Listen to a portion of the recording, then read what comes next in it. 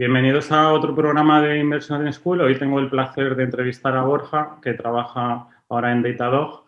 Y bueno, Borja, muchas gracias por estar hoy con nosotros en el podcast. Bienvenido. Y bueno, ¿nos puedes contar un poco quién es Borja y cómo has acabado ahí en Estados Unidos? Sí, desde luego. Gracias a ti por darme la oportunidad. Me llamo Borja Burgos y, bueno, ¿quién es Borja? Pues empezaría diciendo que soy un ingeniero de informática, un emprendedor, una persona curiosa y dando bandazos poco a poco desde que terminé la carrera de ingeniería, pues he terminado donde estoy ahora, haciendo un poco de lo que, pues, desarrollo de producto en temas de herramientas para desarrolladores, temas de nube, temas de herramientas de infraestructura, DevOps y todo ese mundillo. Qué guay el También motivo. te diría a nivel personal, a nivel personal también soy marido y padre de una hija y un hijo, Alba y Felipe. Ahora mismo vivo en Atlanta, en Georgia, y pese a que no nací en España, soy español, de padres españoles, criado en España, y bueno, poco más. ¿Cómo fue el salto? O sea, cuéntanos, Borja, cómo acabaste en Silicon Valley. Creo que estuviste estudiando, ¿no? O cuéntanos un poco. Sí, a los 17 años tuve la oportunidad de venirme a Estados Unidos a hacer el último año de escuela, el segundo de bachiller, a un colegio en Charlotte. Estando ya ahí, pues decidí postular a algunas universidades, hacer la carrera aquí. Terminé haciendo la carrera en Georgia Tech, estoy en ingeniería informática. De ahí empecé a trabajar un poco en la industria, telecomunicaciones, para una consultora que se llama Capgemini. Hostia. Decidí volver a la universidad a sacar un máster. Al final fueron 2 máster en la Universidad de Hyogo, en Japón. Estuve un año viviendo en Japón, una experiencia inolvidable, y otro año en Pittsburgh, en Carnegie Mellon. Y un poco una clase, la verdad, una clase que cogí en esa universidad, en Carnegie Mellon, sobre emprendimiento, fue lo que me catapultó a decir, bueno, hay algo en este mundillo, vamos a explorar. Y de nuevo, dando bandazos, terminé yendo por aceleradoras, incubadoras, por medio mundo, Chile, Argentina y Nueva York, con mi primera empresa, y eso es lo que al final me llevó al Silicon Valley. Porque estuvisteis en TechStars o en alguna aceleradora. Me suena, ¿no? Que fue TechStars, ¿no? Sí, nosotros, bueno, en el 2013, cuando terminaba el máster en seguridad informática en Carnegie Mellon, postulé a Startup Chile, un programa del gobierno chileno donde te daban, no sé si sigue siendo igual, pero en la época $40.000 más o menos, durante 6 o 9 meses para que llevases tu emprendimiento a Santiago y pues lo formases allí. Por aquel entonces contacté con mi amigo Fernando Mayo, mi cofundador en ambas empresas, Tutu y Undefined Labs. Bueno, nos conocemos desde quinto de primaria del colegio en Madrid. Por aquel entonces él estaba en HP y le digo, oye, Fer, que me han dado $40.000, vamos a Santiago. Y Fernando pues me dijo, no, no, yo no me voy a Santiago por $40.000. Él estaba en Inglaterra trabajando para HP muy bien. Poco a poco le conseguí convencer. Yo me fui a Santiago sin saber nada de emprendimientos, sin saber nada de startups, con una idea basada en lo que en aquel entonces era mi disertación del máster. Eh, Algo sobre seguridad en la nube que la verdad es que no era muy interesante en aquel momento. Poco a poco fuimos pivotando, ya con Fernando trabajando conmigo full time, nos mudamos a Buenos Aires, donde teníamos otra oportunidad de otra incubadora que nos dio $25.000, que se llama NXTP. Y ahí fue donde conocimos un poco la tecnología de Docker y donde decidimos apostar por hacer una plataforma para desarrolladores para poder correr aplicaciones en contenedores. Qué guay. Y hoy una pregunta. ¿Has estado cambiando mucho de países? No, lo digo porque hay mucha gente que se quiere venir a Estados Unidos. ¿Cómo ha sido todo ese papeleo de visas y tal? Porque estudiaste aquí, quizás tuviste el visa de estudiante, pero luego dejaste Estados Unidos, ¿no? O sea, te fuiste a Santiago. ¿No ha sido un poco lío el tema de visados y todo eso? Sí, de luego que mi pasaporte tiene unas cuantas estampas. En ese aspecto tuve suerte, por gracia o por desgracia, en este caso creo que por gracia, porque me ha evitado tener que lidiar con todos esos papeleos. Nací en Estados Unidos. Ah, ok. Mis padres, cuando yo nací, vivían aquí. Mi padre estaba trabajando, trabajaba de jefe del aire y estaba en un destino aquí en Estados Unidos. Y bueno, nací, cuando tenía un año y medio volvimos a España y no volví a Estados Unidos hasta que cumplí los 17 para lo del colegio. Ah, ok. O sea, como tú dices, para bien o para mal, ya el resto de tu vida, mientras seas ciudadano, ya declarar mundialmente todo aquí, ¿no? Es lo que... Muy Sí, bien. el tema de los impuestos a nivel global sí es algo que siempre recuerdo. Digo, bueno, cuando esté seguro que no voy a volver a Estados Unidos, a lo mejor me toca renunciar, ya veremos. Ya es difícil como emprendedor porque al final aquí tienes más posibilidades a la hora de financiación y hacer crecer tu proyecto que quizás en otros países del resto del mundo, ¿no? Y bueno, cuéntanos un poco cómo, desde Techstars, ¿qué pasó? O sea, entiendo que ahí os ayudó mucho a crecer. Yo conozco otras experiencias con Techstars, pero al final, pues lo típico, ¿no? Tienen su demo day y tal, y eso te da acceso quizás a determinada financiación. ¿Eso os ayudó a crecer o cómo? Sí, Cuéntanos. sí. Un poco la historia, bueno, después del segundo programa ese que te comentaba de Buenos Aires, de NextDP, ya para aquel entonces teníamos 4 personas, eh, todos amigos, amiguetes que nos habíamos juntado, vivíamos en un apartamento en común, no teníamos sueldos, un poco cubríamos gastos, por así decirlo. De ahí postulamos a Techstars en Nueva York, nos aceptaron, me acuerdo que fuimos a España a pasar la Navidad del 2013, un poco con el rabo entre las piernas, porque, bueno, como ya, ¿qué hacemos? No teníamos a dónde ir, ¿no?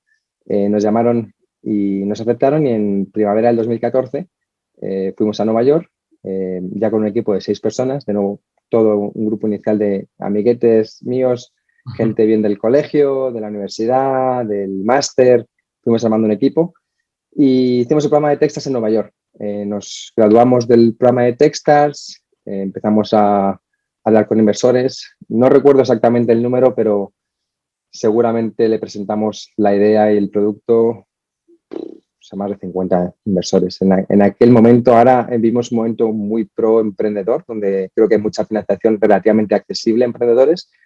En aquel momento, desde luego que lo controlaba un poco más el inversor que el emprendedor, el tema de quién, cuánto y cómo, ¿no?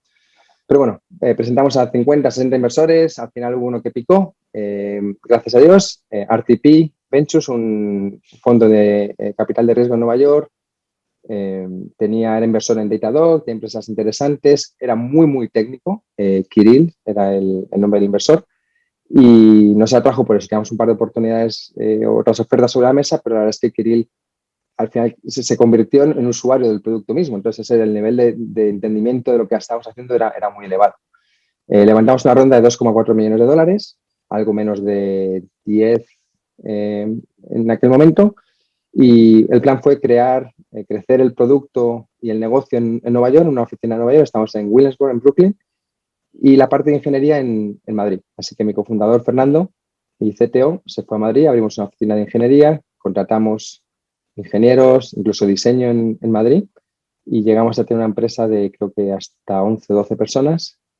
Y muy rápidamente, casi al año de haber levantado esa ronda de inversión, lógicamente teníamos una muy buena relación con Docker. Cuando nosotros empezamos Tutum en ese espacio, en esa industria del contenedor, por así decirlo, estamos nosotros, lógicamente, Docker, CoreOS, Days, Quay, un registro de contenedores y Sí. poco más, a lo mejor se nos escapa alguna.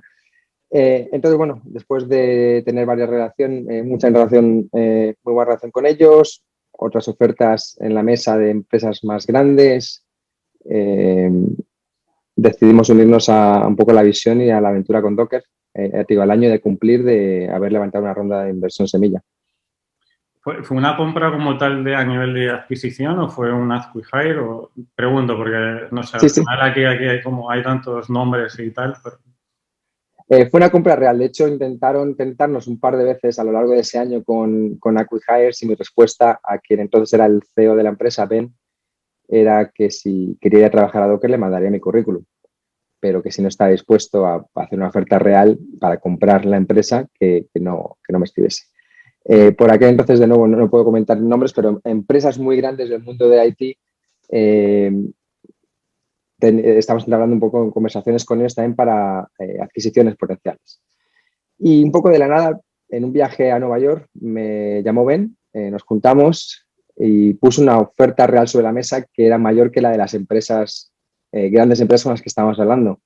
Nos sorprendió, en aquel momento, lógicamente estamos hablando del 2014, le veíamos muchísimo potencial a Docker, pensamos que se podía comer el mundo y era una oferta a nivel económico muy, muy atractiva, también a nivel profesional para todo el equipo, la oportunidad de ir a trabajar y tener en su currículum la experiencia de Docker, de irnos a trabajar al Valle del Silicio, etcétera, etcétera.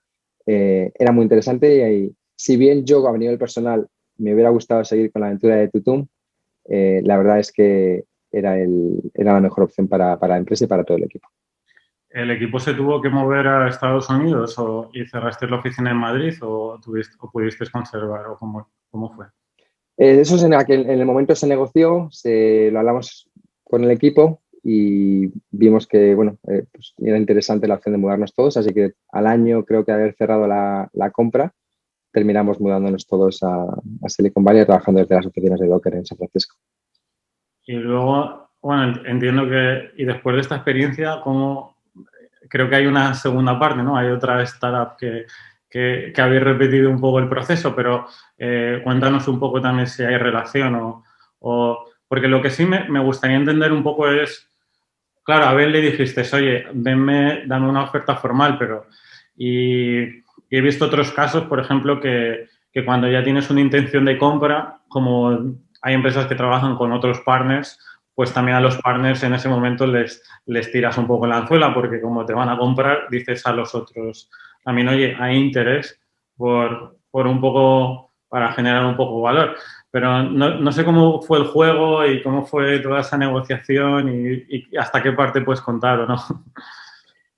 La verdad es que la oferta de lo que fue tan buena que en aquel momento ni nos lo planteamos las otras que teníamos sobre la mesa porque, de nuevo, nos sorprendió por el aspecto económico, la oportunidad. Lógicamente estábamos muy bien alineados. Yo creo que cuando estás pensando en una adquisición, sí, el aspecto económico es importante, desde luego. El éxito potencial de la empresa, de todos los empleados de la empresa, desde luego. Pero a nivel cultural, era una empresa donde sabíamos que íbamos a tener que ir a trabajar con ellos unos años, 1, 2, 3 años. A nivel de visión, creemos en lo que estamos construyendo, creemos que nos van a dar la oportunidad a ellos de seguir nuestro camino al producto que nosotros queremos desarrollar, a crecer nuestro equipo, etcétera, etcétera. Y desde luego que con Docker era donde más alineados estábamos. Con cualquier otra empresa hubiera sido una experiencia totalmente distinta. Luego, bueno, pues nos unimos a Docker contando un poco más de la historia. Fue, creo que como toda gran adquisición, una montaña rusa. Hubo sus momentos de puro esplendor y alegría y momentos un poco más estresantes, por así decirlos. Aprendimos muchas cosas que hacer, cómo hacerlas, Docker hizo muchas cosas bien y también hizo muchas cosas mal. Entonces eso también son lecciones al fin y al cabo. Estuvimos en Docker, pues Fernando y yo, no llegó a los 3 años, nos fuimos un poquito antes. De nuevo, las condiciones de lo que habíamos negociado eran muy buenas y no nos arrepentimos. ¿Había algún compromiso tanto por los empleados como vosotros como fundadores de que estuvierais X tiempo? Sí, desde luego, o sea, más allá de que fuera una adquisición real, lógicamente a Docker le interesaba el equipo, el producto que estaban haciendo y lo que no querían es que a los 2 días de llegar a Docker pues cogiésemos las maletas y nos fuésemos, no había interés en eso. Claro. Entonces sí, teníamos había una retención ahí, pero digo, el tiempo pasó volando y cuando nos fuimos, Fernando y yo, nos fuimos satisfechos de haber hecho un buen trabajo y como que era ya hora del siguiente reto. De hecho, la idea de la siguiente empresa, Undefined Labs, surgió un poco de los problemas que vivimos nosotros mismos como ingenieros y como desarrolladores de producto en Docker y los clientes de Docker. El problema era que, si bien el mundo de la observabilidad, del monitoreo de aplicaciones estaba avanzando muy, muy rápido para aplicaciones que estaban en producción, veíamos que el proceso de desarrollo en sí seguía siendo una caja negra. Un desarrollador comiteaba código en GitHub, bien había un proceso automático de integración continua, de test, y si fallaba algo, pues el state of the art, por así decirlo, era darle a un enlace en Slack que te lleva a una página de Jenkins y un dump, ¿no?, de los logs y buscar control F, error, fail y Ostras, qué ha fallado. me siento súper identificado. Y mira que hacemos deployments todos los días de en los clusters de tal. Y bueno, si no es Jenkins, es otro producto equivalente, pero al final es mirar los logs y ver qué ha pasado y porque algún La, componente ha podido fallar o tal. Entonces me siento identificado con tu pain, ¿sabes? No sé cómo lo habéis la, solucionado. la pregunta era, ¿cómo puede ser que en producción tengamos herramientas tan sofisticadas, con gráficos tan complejos como puedes tener con un Datadog, un Splunk, un Lightstep, Honey, con cualquiera de estos, y saber exactamente qué ha fallado, cómo ha fallado, cuándo ha fallado, y en cuestión de segundos, minutos, poder llegar a la raíz del problema? Y en desarrollo, nosotros desarrollando pues, productos como Swarm, fallaba algo, a lo mejor estamos semanas hasta que damos con qué había fallado, porque era un sistema distribuido complejo de desarrollo y qué sistema, dónde estaban los logs del nodo que había fallado, cuándo había fallado, qué test, era un lío, un quilombo que dicen en Argentina. Entonces, bueno, pues el problema era ese y dijimos, vamos a ver si lo podemos solucionar usando metodologías nuevas de observabilidad, un poco tipo de temas de Open Tracing, Open Telemetry, cómo podemos instrumentar los tests de tal manera que podamos hacer visibilidad al proceso de desarrollo, al proceso de testing, al proceso de interacción continua. Empezamos a desarrollar ese producto. La segunda vez, pues mucho más sencillo. Hablamos con un par de inversores que ya conocíamos, que habíamos conocido a lo largo de nuestros años en Tutum y en Docker. Conseguimos, después de 6 meses de bootstrap que hicimos Fernando y yo, trabajando en mi garaje en Burlingame, muy al estilo de Silicon Valley, pues que un par de inversores grandes nos financiaran nuestra ronda semilla. Por una parte fue CRV, Charles, creo ya nos voy a decir CRV porque antiguamente tenía otro nombre, pero ya se lo han dejado como CRV, y Amplify. Okay. Eh, Y estabais solo vosotros dos al principio, ¿no? O sea, sí, al poco tiempo se unió Brian. Brian era un tutumero, amigo mío de la universidad, de Georgia Tech, de donde estaba en Atlanta. lo vas reclutando Que sí, amigos por todas partes, ¿eh? yo sí. Pues bueno, con Tutum teníamos, ya te digo, gente de todo, a lo largo de distintas etapas de mi vida, por así decirlo. No, Y no dicen a veces que no funciona eso, de implicar a los amigos y tal en negocios y cosas así. Pregunto, ¿no? desde luego, yo creo que es como todo, ¿no? Habrá mucha gente que no y al fin y al cabo hay que saber entenderse. Fernando y yo, pues quieras o no, nos conocemos desde quinto de primaria, que eso que son 11 añitos, desde hace mucho. Entonces, pues no te voy a decir que no tengamos nuestras peleas, pero bueno, pues al fin y al cabo, sabes, son muchos años juntos, sabemos entendernos, sabemos en qué centrarnos, qué batallas va a ganar yo, cuáles va a ganar él y Claro. por qué, y así sigues adelante. Parece Terminamos, bueno, lo cuentas como si fuerais novios o pareja. sí, es que, bueno, pues fíjate, más años con Fernando que con mi mujer. Sí, exacto. Eh, y bueno, hicimos el mismo playbook que teníamos con Tutu. Fernando volvió a España, abrimos una oficina de ingeniería en España, contratamos un equipazo de ingenieros. Brian y yo nos quedamos en aquel momento en San Francisco, operando un poco el negocio y el producto.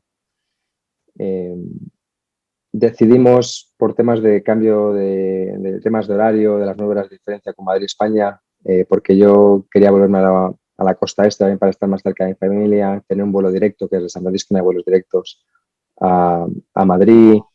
Brian también a Virginia, una serie de razones, terminamos decidiendo volver a la costa este y terminamos en Atlanta. Ya lo conocíamos, nos gustaba, así que nos mudamos en Atlanta, septiembre, octubre del 2019. Estuve aquí unos meses y bueno, pasó con todo el tema de COVID y la pandemia. Eh, y de ahí luego la adquisición de Datadog, que es curiosa porque en ningún momento, de hecho, hasta el día de hoy todavía no he estrechado la mano ni del CEO ni de ninguno de los dirigentes de Datadog. Por la pandemia, ¿no? Básicamente. Claro, cerramos el contrato un poco de manera virtual por Zoom, firmamos y hasta hoy. Eh, Curioso, con ¿no? De hacer una adquisición totalmente virtual. No me lo hubiera imaginado, ¿sabes? COVID, venta virtual, ¿sabes? Ya no vendes productos o servicios, sino que eres capaz de vender una compañía por Zoom, ¿no? Suena un poco cómico, ¿no? Un poco surrealista, yo tampoco me lo esperaba. Con Undefined Labs no andábamos buscando la venta, si bien había un poco de incertidumbre en el aspecto de qué va a pasar con la pandemia, teníamos dinero todavía, habíamos levantado una ronda más grande, habíamos levantado 3,5 millones para la semilla ¿Cuánto has dicho? y ¿6,5? 3,5 millones. Vale. Y, y se me acercaron ellos. Yo conocía a Oli, el fundador y CEO de Datadog, porque como te comenté, teníamos inversores en común de Tutum. Entonces yo tenía una relación personal con Oli, nos habíamos conocido en varios eventos y de hecho lo trataba un poco como mentor. Cuando tenía alguna pregunta, eso fue una persona a la que podía escribir un mensajillo y preguntarle. De hecho, en un viaje a Nueva York le dije, mira, estamos haciendo esto, le hicimos una demo, le pareció interesante y ahí fue cuando nos puso en contacto con parte del equipo de producto para hacer un poco una investigación más profunda de qué estamos haciendo y se encajaba en los planes de Datadog. Uh-huh. Yo creo que lo que más resonó o encajó en Datadog era cómo nosotros estamos haciendo un producto de visibilidad, observabilidad, monitoreo enfocado a desarrolladores. Tradicionalmente, todas las empresas, si bien venden a DevOps, el usuario real termina siendo el equipo de operaciones más que el desarrollador. Y desde luego termina siendo más en el proceso o en la parte de producción que en la parte de preproducción. Entonces, en un intento de decir, bueno, ¿cómo podemos acercarnos, cómo podemos expandir dónde se usa Datadog, quién usa Datadog? Fue que vieron el potencial de comprar el producto que habíamos desarrollado, Scope, la empresa Undefined Labs, y de nuevo, fue algo que era una oferta mejor que la que esperábamos, muy buen fit cultural, Datadog es una empresa muy, muy buena en el aspecto de ingeniería, es un poco lo que llaman engineering led. Ambos fundadores siguen estando al frente de la empresa con roles de CEO y CTO y Sería, decidimos aceptarla. sería una empresa más madura, ¿no? Entiendo que Docker, ¿no? En el sentido de que es una empresa pública, es IPO, tiene más estructura, ¿no? O sea que habréis encontrado muchas diferencias, ¿no? Entre adquiridos Docker. De, desde luego, en tema de empleados creo que unas 10 veces más grande, así que sí. Es una empresa pública, nada que ver. Y por mucho que Datadog sea siendo una empresa pequeña, no sé si estaremos, creo, a lo mejor incluso habiendo casi doblado el tamaño de la empresa desde que me uní hace apenas un año. ¿Es Y la tuya o Datadog que ha crecido el doble? Datadog, estamos Ah, creciendo muchísimo, muy, muy, muy rápido. Y, y lo bueno es que, bueno, quieras o no, sigue siendo una empresa pequeña donde podemos, pues, seguimos teniendo a cargo nuestro producto, nuestro equipo, todo el equipo íntegro vino a Datadog. Esta vez sí que decidimos dejar la oficina en Madrid para poder crecer y contratar más ingenieros en Madrid. Y estamos desarrollando un poco el producto y la visión que teníamos con Scope en Undefined Labs como producto interno de Datadog. qué guay. En el momento de adquisición, ¿cuántos erais más o menos en la empresa? Pues creo que también rondábamos los 10. Ahora no me acuerdo exactamente si 9 o 11 por ahí Número tenemos. redondo. No. Sí, Con 10 ya puedes ese, empezar a vender empresas. nosotros siempre también, contrataciones siempre son de ingeniería, un product manager y un diseñador. Somos como nosotros hemos estructurado las dos empresas y el éxito que hemos tenido con esas dos empresas ha sido así. Mucho ingeniero, al fin y al cabo lo que hacemos es muy técnico. Una mano de producto que suele ser con un product manager dedicado y conmigo y un diseñador. En Tutum tuvimos un diseñador a tiempo completo, una diseñadora de hecho, Carla, que de manera muy curiosa terminó en Datadog independientemente de la adquisición de Undefined Labs. Hemos terminado los dos en Datadog. Y luego en el caso de Undefined Labs, un diseñador que ahí hicimos un freelance de alguien que ya conocíamos de antemano, con quien habíamos trabajado en Docker y salió todo muy bien. La verdad es que repetiría esa estrategia. Te quería hacer una pregunta respecto a la oferta, a números, etcétera, que que entiendo que hay veces que es confidencial, etcétera, pero quizás nos puedes dar un poco la visión de, un poco desde fuera, ¿no? Desde alguien que no la ha comprado y que le gustaría saber números, un poco cómo crees que se da esa situación y qué números se suelen alternar o, ¿sabes? Porque al final hay empresas que tú ves las noticias, vas a TechCrunch y dices, empresa adquirida por X billones, ¿no? Y hay otras que la empresa no quiere decirlo. Es más, en el caso de Editador, no sé si se acabará sabiendo o no, porque al final es pública y no sé si por regulaciones lo tiene que decir público, ¿no? Entonces, no sé hasta qué punto nos puedes contar, pero también habiéndolo vivido desde fuera y qué conoces de este tema, ¿no? No os puedo contar la cifra porque no se ha hecho pública y no sé hasta qué punto la regulación o cómo funcionan esas cosas. Entonces, el monto exacto no lo puedo contar. Lo que sí un poco en cuanto a consejo, cuando trabajo con otras empresas, con otros fundadores, que siempre tienen esta pregunta o este pensamiento de, bueno, ¿por cuánto vendería? ¿Vendo o no vendo? ¿Tengo esta oferta sobre la mesa? ¿Me interesa o no me interesa? Yo lo que suelo decir es uno, desde luego que mi planteamiento es no empieces una empresa con objetivo de venderla. Hablamos un poco antes, ¿no? Cuando por email de cómo creas una empresa, un producto para venderlo.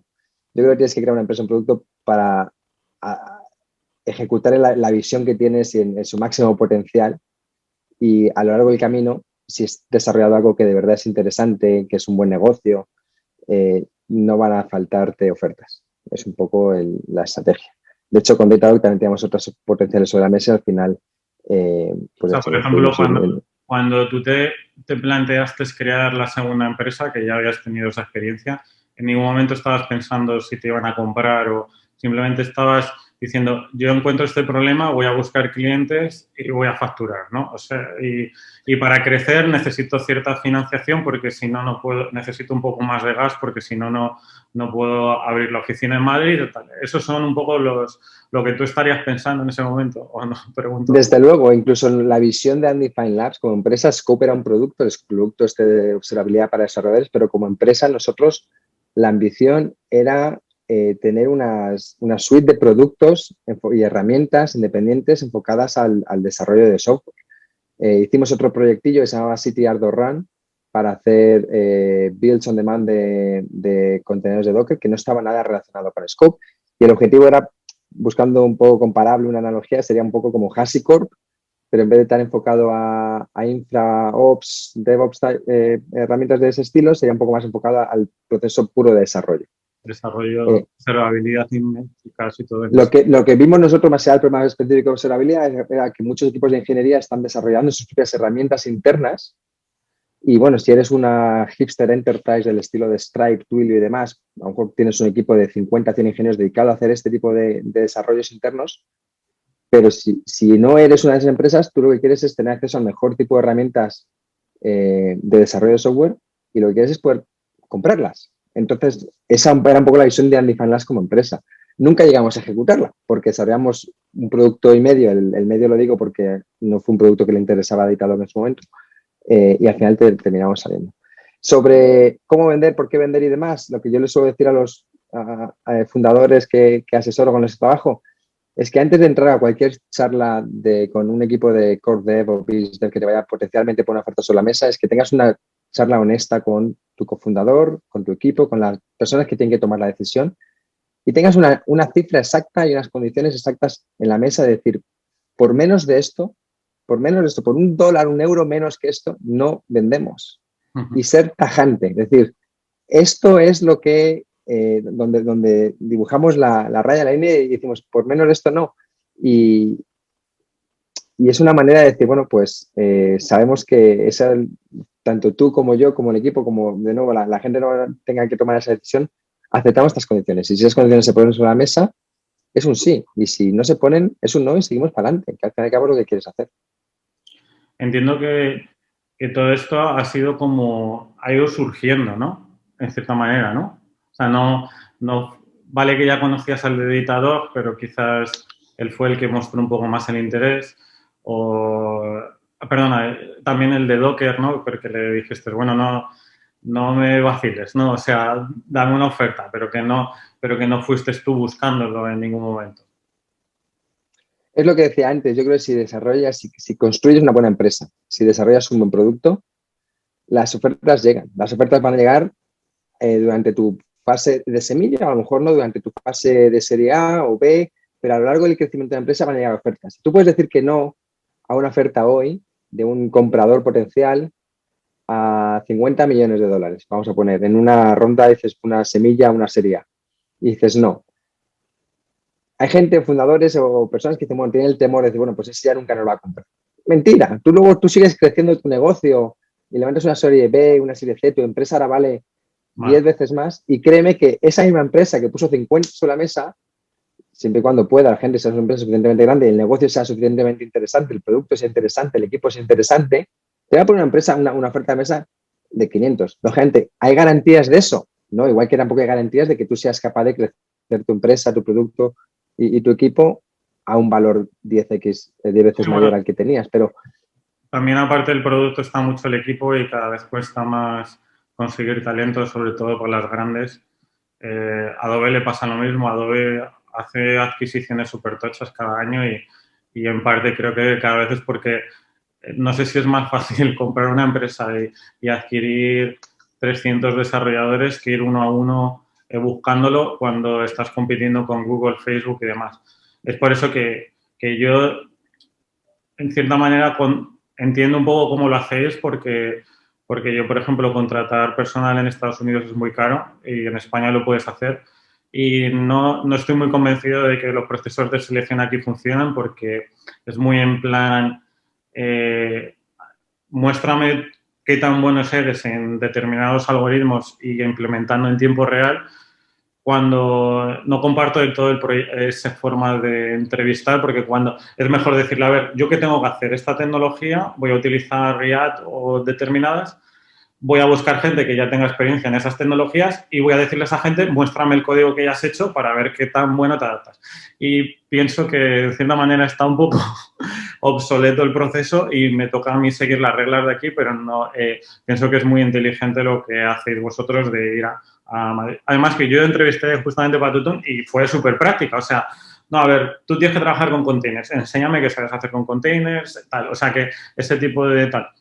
Y luego otra cosa que quería preguntarte es cómo de accesible es en Estados Unidos acercarte a esta gente, porque a mí me pasó una cosa muy curiosa. Yo estaba en un evento de Docker, porque estaban las oficinas al lado, y de repente me pongo a hablar con él, con un tío, y de repente me dice, soy fulanito, y yo, hostia, es el CEO de Docker, digo, y acabo aquí hablando enfrente, y fue como me hizo mucha gracia, porque todo el mundo le conocía, pero yo no le había visto nunca cara, yo solo le había visto por los emails, y de repente la gente decía, pero tío, tú eres tonto, no sabes con quién estás hablando, y y pasa muchas veces en Estados Unidos, ¿no? Que tienes un poco más de leverage a la hora de presentar y sí que me ha gustado un poco Silicon Valley porque la gente creo que es más humilde, ¿no?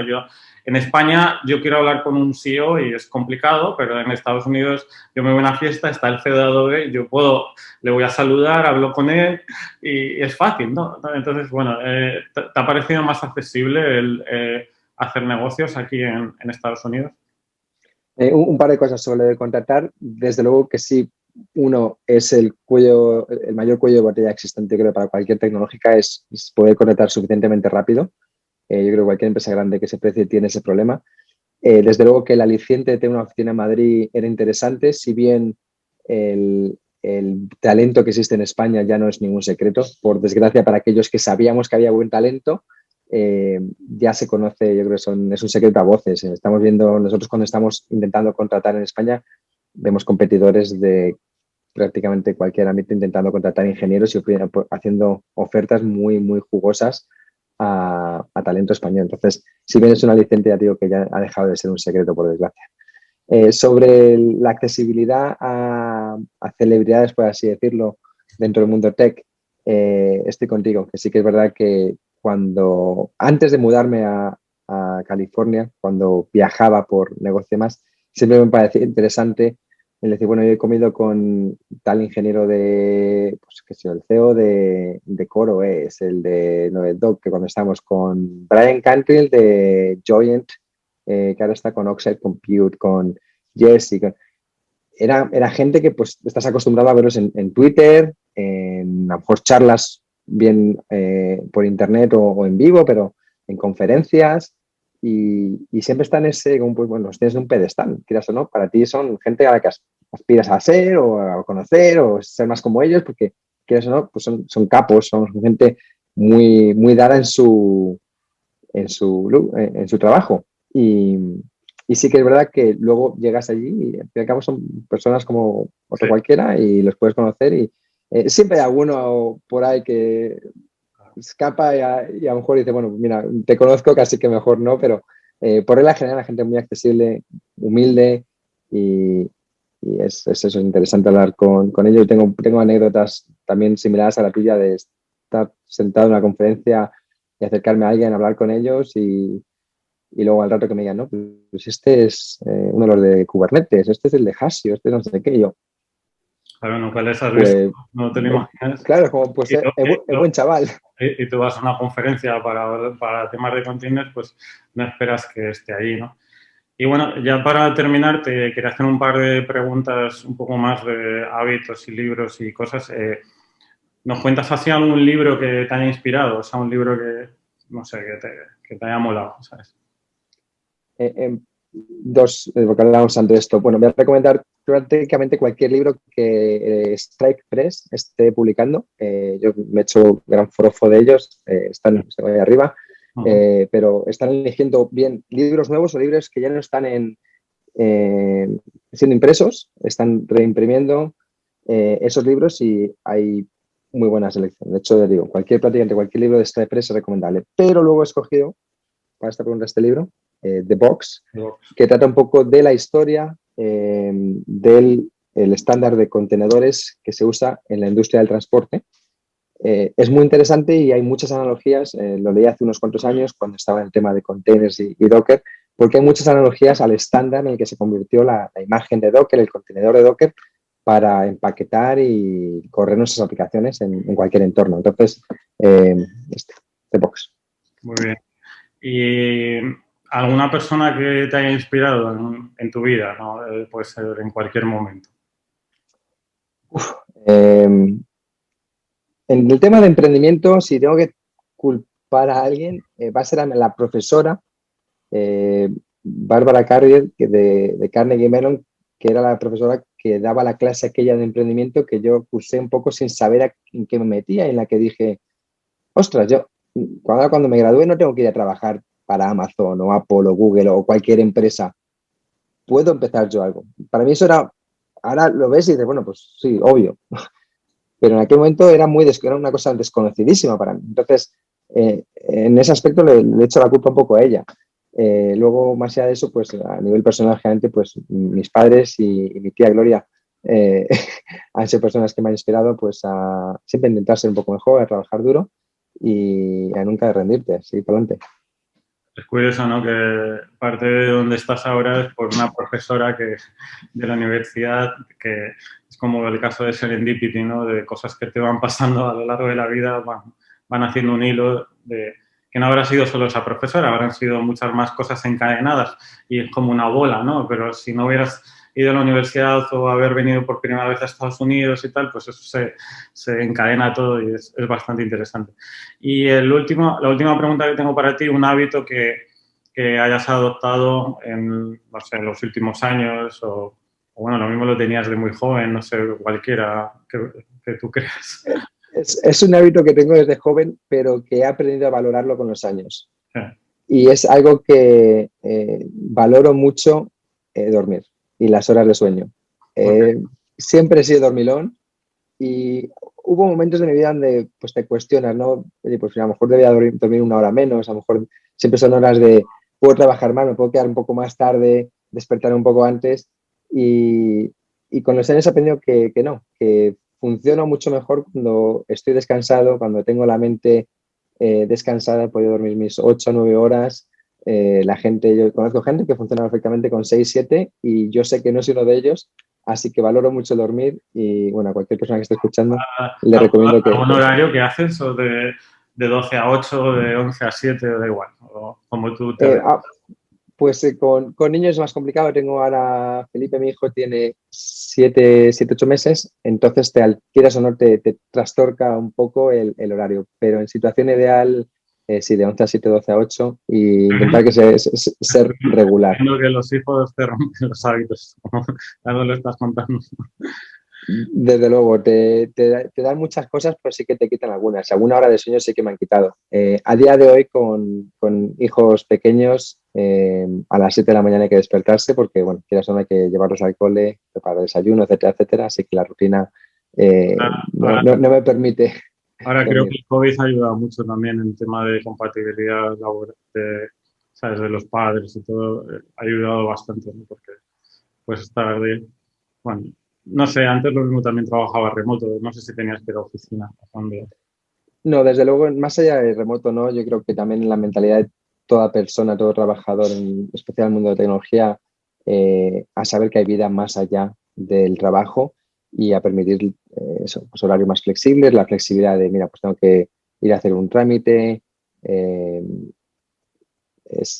hemos ganado, yo creo, todos, padres o no padres, remotos o no remotos, en flexibilidad y en entendimiento a que, mira, tenemos vidas además del trabajo y al fin y al cabo eso no dejan de ser una prioridad.